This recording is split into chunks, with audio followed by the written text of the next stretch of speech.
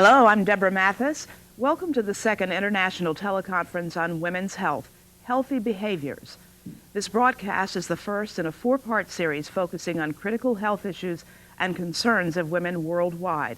It is being brought to you by AHEAD, Adventures in Health, Education, and Agricultural Development. This conversation is being broadcast to more than 90 countries in Africa, Europe, and the Caribbean, and to numerous cities throughout the United States. It is an important step towards achieving your goal, our goal, of raising public awareness about the many social, economic, and cultural factors that continue to have a negative impact on the health and well-being of women throughout the global community.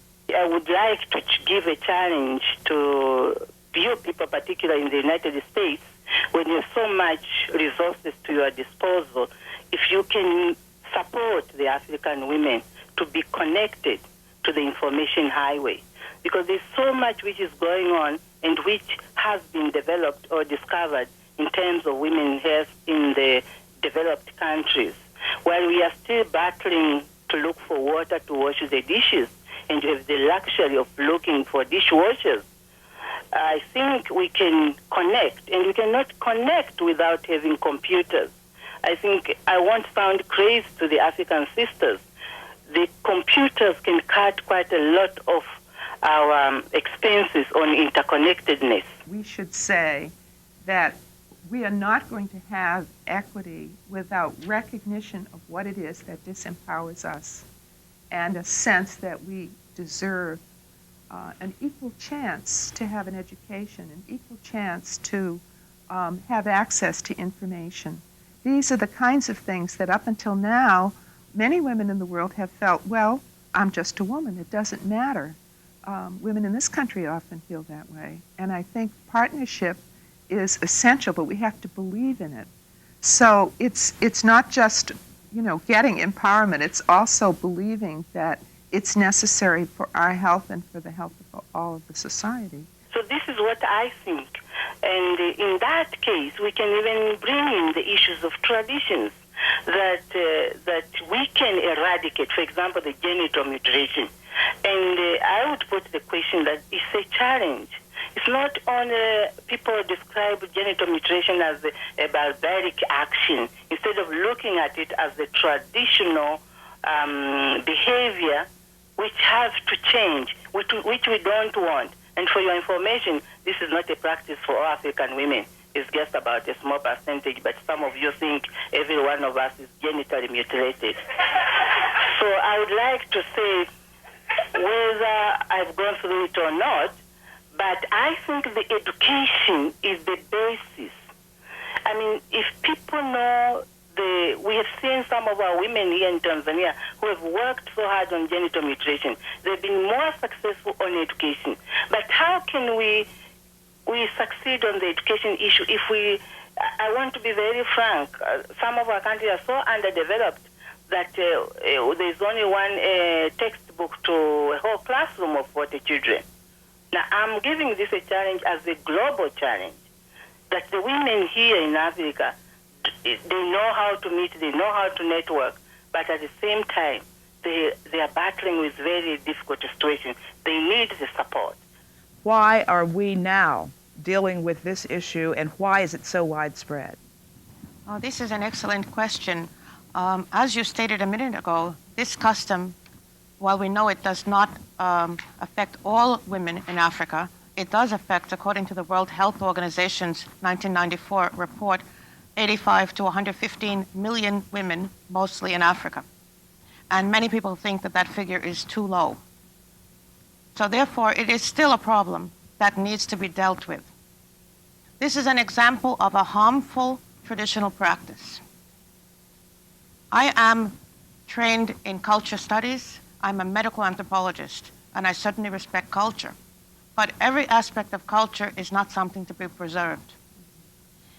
Things that are harmful should be reduced and eradicated.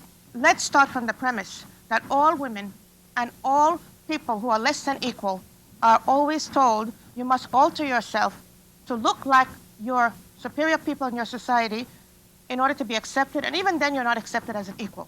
So if we can start from that premise of equality, then we can talk. If we can't, let's close right now. I'm quite serious. I'm tired.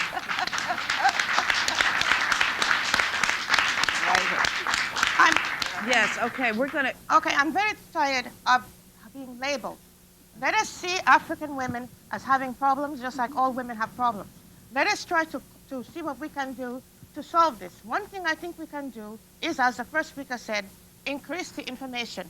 Let parents know out front this, you're risking the life of your daughter, or at least you're causing her possible great medical harm if you do this operation, and that she doesn't need it. If we can empower women economically and psychologically, and then we would not need to give in to pressure from husbands or grandmothers or whoever else to do this surgery. We also have to develop posters that are visible messages without anyone knowing how to read or write or know any particular language. We can have a poster campaign to design, to put all over, have a blitz around our communities. What's the status of violence in women? Well, I think an important place to begin our discussion is to really acknowledge that when it comes to issues of violence, the United States has a bad record. We have had an epidemic of youth violence that sets us apart from most industrialized countries. We've understood more and more the connection between violence against women, child abuse, street violence, and gang violence. We are understanding that those children who witness a lot of violence and are victims of violence are children that are at greater risk for street violence and gang violence. Violence is anything you would not want someone to do to you. And I like that definition because it takes us much beyond the physical and into issues of power and control and oppression. But it also is, it also acknowledges that the recipient of the behavior and the recipient's interpretation of that behavior is critical to understanding it as violence. The World Health Organization reports that more than 50% of women suffer some physical violence from their male partners. Is that number right? More than half? It is right, and it's even more. In fact, studies across many countries, as diverse as the United States, Papua New Guinea, Canada, Tanzania, the Caribbean, and so on, have shown that you have rates, depending upon the type of violence, ranging between 20 to 60% of women. And what is really incredible is that one is experiencing this sort of, I agree, really abnormal situation in the most intimate context, which is the home, the family, and the community. I like to say that the Beijing Conference and the Platform of Action reminded us that until women are able to live in a world where they are free from violence, women will never be truly empowered. If you would like a copy of this program or further information about our upcoming teleconferences, contact us at AHEAD, P.O. Box 2049, Rockville, Maryland 20847-2049, USA, or call 1-301-530-3697. AHEAD is a nonprofit self-help organization working to combat malnutrition, disease, and poverty in developing countries.